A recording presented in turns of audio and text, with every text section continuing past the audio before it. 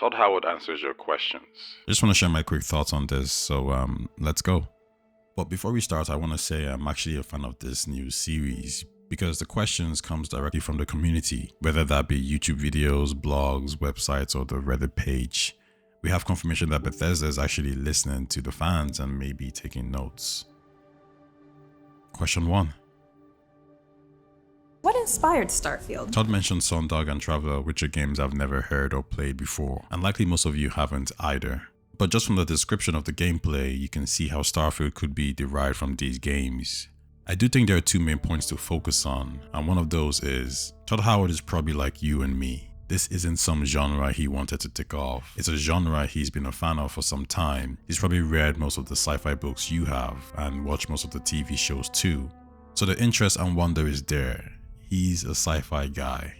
And this doesn't actually make a great game, but it does give it a good foundation to build off.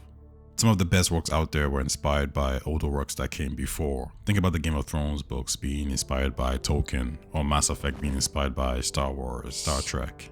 The guys at CD Projekt Red didn't just pick a random fantasy book to make a game out of. They chose one they were familiar with and thoroughly enjoyed, and that inspired them. Again, I'm not saying this is a direct correlation to success. I'm saying this inspires some level of confidence, and some of the best works out there were inspired by great projects. And that combined with the next point, I think is also important. This is a passion project for Tom. Tom, fuck me.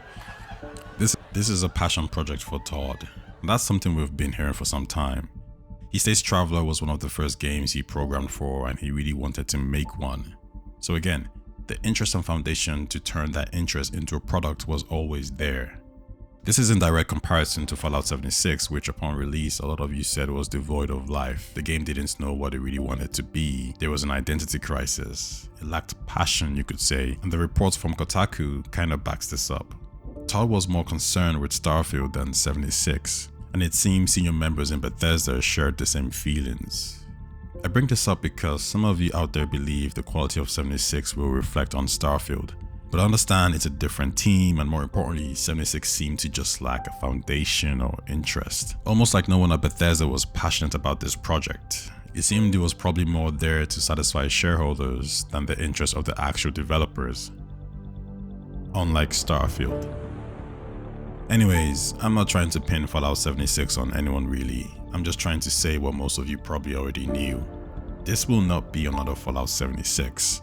There's too many people who want this to succeed and care about this project for it to do so. The next question which was answered is Starfield hard sci-fi?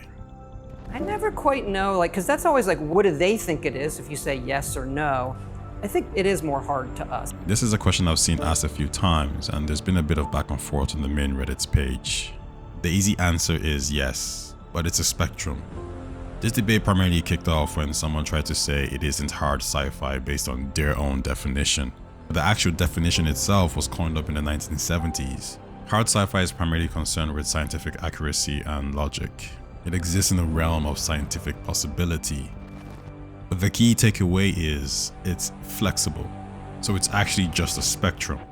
Anyone claiming Starfield is wrong. The Expanse is an example I like to go back to.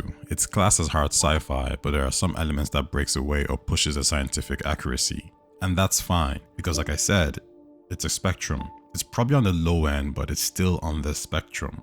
Anyways, Todd said it best. It's a video game. It's a video game. How realistic can you get with fuel and mining, respawns, gunplay, building bases, building ships? You actually don't want the actual enjoyment of the game to be hindered. And he gives a good example here. A good example, we were really into fuel and how the gravity drive works. And I'm reading papers on quantum physics and bending space in front of you. You don't actually warp, you bend the space, you bring the space towards you. And so we were playing that and it became very punitive to the player. Your ship would run out of fuel and the game would just stop. You just want to get back to what you're doing, so we've recently changed it where the fuel in your ship and the grav drive limits how far you could go at once, but it doesn't run out of fuel. Maybe there'll be an update or a mod that allows that, but that's what we're doing now. Next question. Constellation members are excited about the character customization and the traits in the game. Can you talk more about what players will experience with the traits? I love our trait list. It's super fun. But each one obviously comes with some sort of negative as well. And we have a way in the game, kind of an activity or quest you can do to remove that trait, as opposed to, don't like my character, I want to start over. Each of them are something like that you can solve that removes the entire trait for the rest of your playthrough. There isn't really much to say here, but I do like the idea of having the ability to go on quests and remove the negative side of a trait, or remove the trait entirely. For example, hero worshipped comes to mind. Maybe to remove this, you have to do specific tasks where you're actually portrayed as the villain, constantly taking out anyone who praises you, thus damaging your reputation. I'm just thinking out loud here, but I do like the idea a lot. Next question. Last question, we have speech checks and dialogue that reflect your character build. Finally. Okay, so if any of you guys know me, you know I'm quite story driven. And what makes a story is the writing, but what keeps me engaged is how much I'm able to influence that story and participate in that world. That's why games like The Witcher and Mass Effect rank highly for me. Anything that allows me to dictate what happens is always going to be a plus in my book. It's why, despite its flaws, I really enjoyed Cyberpunk. So when Todd says the scope and the depth of the game exceeds what they've done before, that has me interested. Now you combine that with the over 250,000 lines, more than Fallout 4 and Skyrim combined, and you can see where the excitement starts. The scope of the game, the amount of content we're making, is a bit more than we've done before in terms of quests and things like that, but the depth in some of the stuff with the dialogue, we just passed 250,000 lines. And so that's a lot of dialogue, but we've gone through it and the impact is really there. And that includes my favorite speech persuasion system. You're not talking us out of this score. It feels like it's part of the dialogue, but you're spending points to persuade them. You willing to give up the ship? Just like that? But what my takeaway is, these lines, side stories aren't just relegated to your basic fetch quest. It seems to be indicating they're actually well thought out, handcrafted stories. That's always a plus to me. And finally, the persuasion system. This looks really good. I'm not too sure how this works entirely, but from what I gathered, you're given multiple turns to persuade someone. Each dialogue is represented by a number. Certain options will be boxed off if you don't have the required number or skill. If you come across too aggressive, maybe alternate methods come into play, such as gunplay.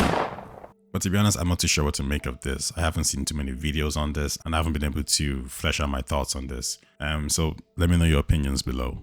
Anyways, that's it for the video. Not my typical longer form detailed content, but I do want to share my thoughts on some news that drops here and there. If you guys enjoy Starfield content, check out my other stuff, and I do have more content coming up.